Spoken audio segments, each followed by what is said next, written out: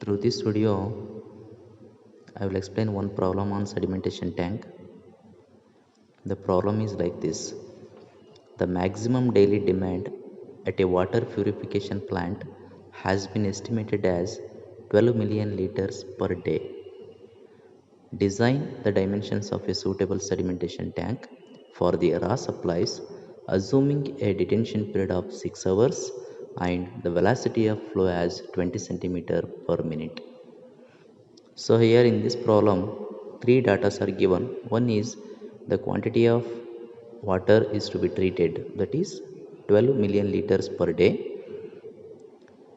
Second data, the detention period of 6 hours. And third data, the velocity of flow is 20 centimeter per minute.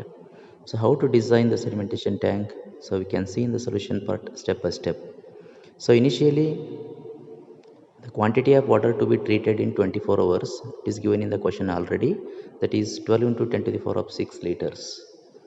Then quantity of water to be treated during the detention period of 6 hours. So detention period means it is the time taken by a water particle travel from inlet to the outlet in the settling tank. So in the first step, the quantity of water to be treated in 24 hours means it is not considered the detention period. In the second step, the quantity of water to be treated during the detention period means in this step we have to consider the detention period of 6 hours. That is 12 into 10 to the power of 6 divided by 24 is the quantity of water to be treated in 24 hours multiplied by the detention period as 6 hours. You get the answer of 3 into 10 to the power of 6 liters.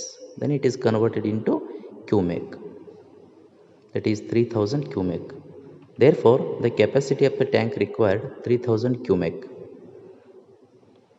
Then, the velocity of flow to be maintained through the tank V is equal to 20 centimeter per minute. Then it is converted into meter, that is 0.2 meter per minute.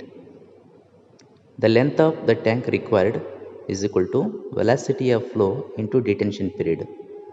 The velocity of flow is 0.2 meter per minute into detention period is 6 hours.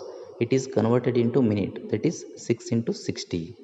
Therefore, the velocity of flow into detention period, that is 0.2 into 6 into 60 is equal to 72 meter. It is the length of the tank. Then the cross-sectional area of the tank required is equal to capacity of the tank divided by length of the tank. The capacity of the tank is 3000 cubic divided by length of the tank is 72 meter.